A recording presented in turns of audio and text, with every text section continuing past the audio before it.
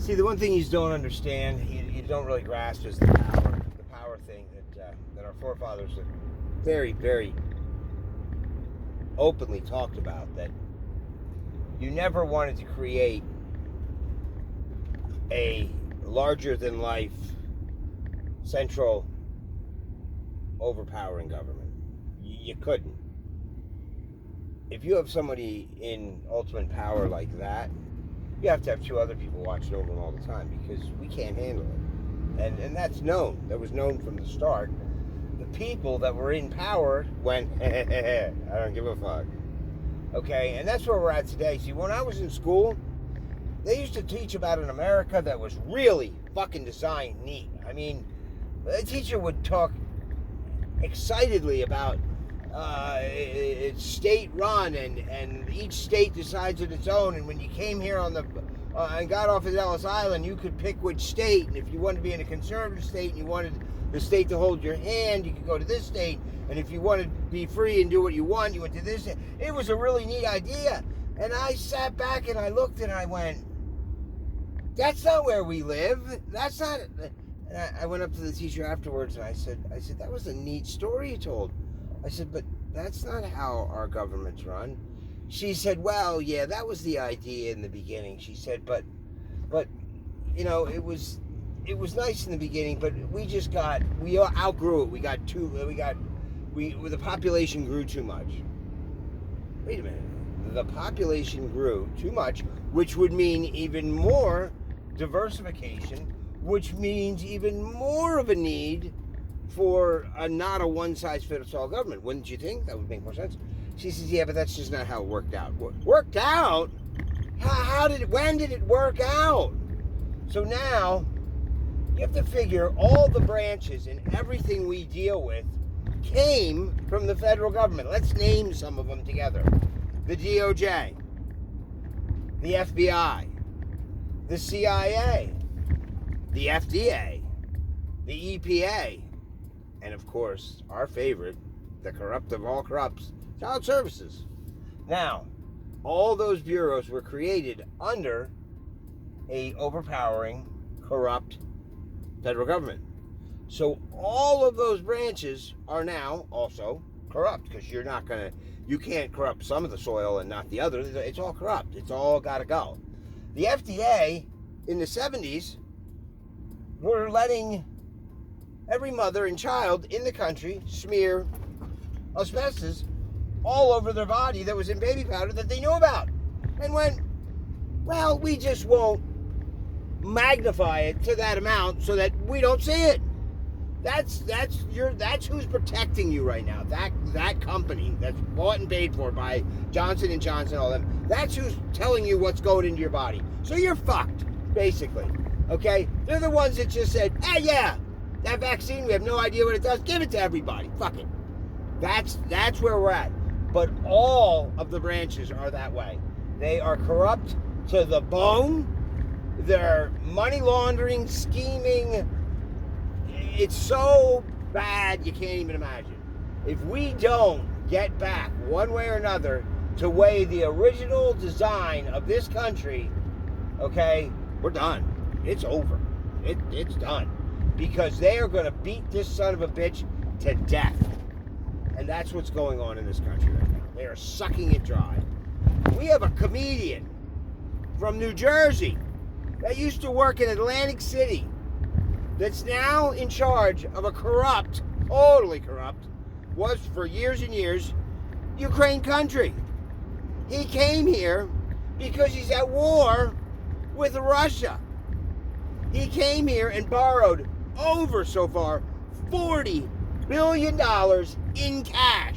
Not in tanks, not in food, in cash, okay? To a country that, I don't even know if they have a banking system that works, okay? Now, that's amazing. That is absolutely blows my mind right there. Our tax money, we have every bridge in the country is falling down. Every little teeny bridge in every little town is falling down. We just gave $40 billion to a guy that, honest to God, he's a little fucked up, you know what I mean? For a war that there's 0% chance of him ever winning. Why? None of these people, no one in this country gets up in arms or upset. They're like, well, put it on my card. What the hell? We're fucked. We are so fucked until we clean Washington. I mean, not one of the politicians. There's no Democratic and Republican Party. That's all a fucking front. That's all bullshit. They're all stuffing their pockets full of money. What's the difference what you call them? I call them fucking crooks. Okay? If you get to Washington with $50,000 in your pocket, okay, and you get a $130,000 a year job, which is overpaid to start with, and you leave 30 years later with $12 million, somewhere, you got some fucking money, okay? I didn't see in commercials. They're all doing it. They don't invest. No, but their brother, aunt, uncle, cousin, and Johnny, Joey, and the guy down the street, after they set the policies, they tell them what to invest in. They create an account, and they make it a fucking estate, or they make it up, as the Clintons do, a foundation. It's all bullshit, and we're letting it go on. Fucking where's your pitchforks? Where's your torches? Get them the fuck out of there.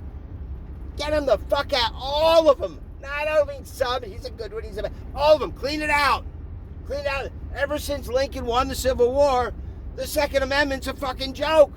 We have these arguments constantly of the Second Amendment all the time. Well, we don't use tanks. We don't have tanks. We should be able to have tanks. And you don't need a gun like that to kill a deer. They don't even know what the fuck they're talking about. When Lincoln won the Civil War, it was not about slavery.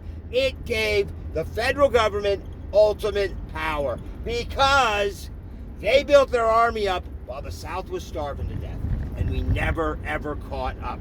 We never got that rematch. Because they beat us. They beat us. Not in the war. They beat us in getting ready for the next one. So their manpower outranked ours. And we never could get missiles. I don't have a fucking missile. How am I going to fucking stand up against federal government? I don't have a fucking missile. Okay? We never caught him again. And that was Lincoln's goal. He didn't get around to see it, but that was his goal. To give the federal power, the federal government, ultimate power over the people. And once that happened, the actual United States of America was gone. It was gone long ago. Long ago. And they told them. The people said, the South said, we're fucked. We are fucked now because you're just going to hang us out to dry. And they said, well, the Second Amendment's worthless. It's words on a page. They said, don't worry. You have our justice system will back up. Because they asked right away, now that our Second Amendment's gone, okay, we don't have might for might against the federal government anymore. They're stronger than us. So our Second Amendment's dead. The Second Amendment supposedly backs the First Amendment. So who's going to, how do we instill and make sure that our First Amendment is intact? Don't worry. Our judicial system will take care of it and make sure your civil rights are intact. Okay? Next question, 100 years later. Now what when our civil rights are in question again and the justice system is part of the federal government and it is corrupt? Now, without the Second Amendment and without the justice system, now what's going to instill our civil rights? Our First Amendment? Nothing. There's nothing left. There's nothing left. That's why all of a sudden things are getting quieter and quieter and quieter because we have no voice anymore. It's been stolen. It was stolen at the end of the Civil War. Just try to get it back. You might have to grow some balls though.